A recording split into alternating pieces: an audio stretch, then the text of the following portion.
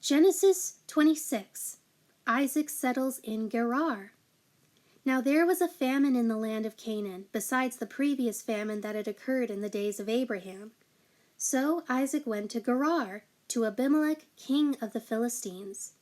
The Lord appeared to him and said, "Do not go down to Egypt. Stay in the land of which I will tell you.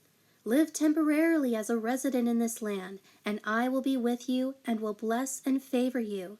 For I will give all these lands to you and to your descendants, and I will establish and carry out the oath which I swore to Abraham your father. I will make your descendants multiply as the stars of the heavens, and will give to your descendants all these lands, and by your descendants shall all the nations of the earth be blessed, because Abraham listened to and obeyed my voice, and consistently kept my charge, my commandments, my statutes, and my laws." So Isaac stayed in Gerar. The men of the place asked him about his wife, and he said, "She is my sister," for he was afraid to say "my wife," thinking, "The men of the place might kill me on account of Rebekah, since she is very beautiful." It happened, when he had been there a long time, that Abimelech, king of the Philistines, looked out of a window and saw Isaac caressing Rebekah his wife. Then Abimelech called Isaac and said, "See here, Rebekah is in fact your wife. How did you dare to say to me, 'She is my sister'?" And Isaac said to him, "Because I thought I might be killed because of her desirability." Abimelech said, "What is this that you have done to us?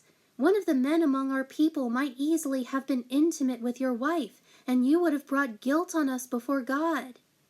Then Abimelech commanded all his people, "Whoever touches this man Isaac or his wife Rebekah shall without exception be put to death." Then Isaac planted seed in that land as a farmer, and reaped in the same year 100 times as much as he had planted, and the Lord blessed and favored him. And the man Isaac became great and gained more and more until he became very wealthy and extremely distinguished. He owned flocks and herds and a great household with a number of servants, and the Philistines envied him. Now all the wells which his father's servants had dug in the days of Abraham his father, the Philistines stopped up by filling them with dirt.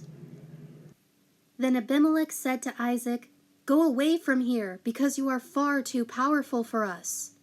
So Isaac left that region and camped in the valley of Gerar and settled there. Quarrel over the wells. Now Isaac again dug and reopened the wells of water which had been dug in the days of Abraham his father, because the Philistines had filled them up with dirt after the death of Abraham, and he gave the wells the same names that his father had given them. But when Isaac's servants dug in the valley and found there a well of flowing spring water, the herdsmen of Gerar quarreled with Isaac's herdsmen, saying, "The water is ours."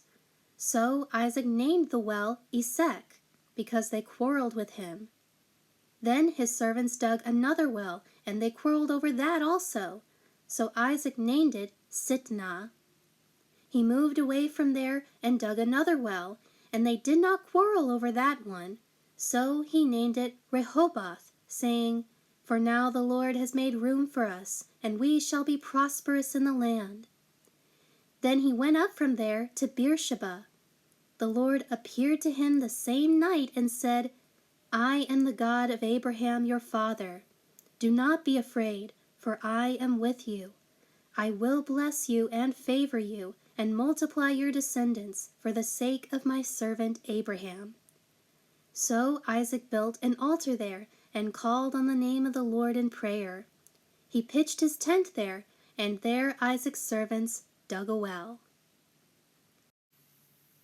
Covenant with Abimelech.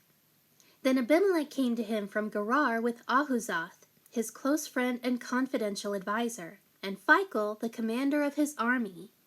Isaac said to them, "Why have you people come to me, since you hate me and have sent me away from you?" They said, "We see clearly that the Lord has been with you."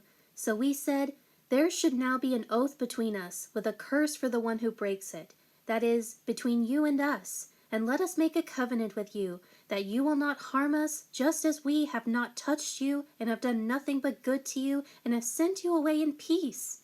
You are now the blessed and favored of the Lord."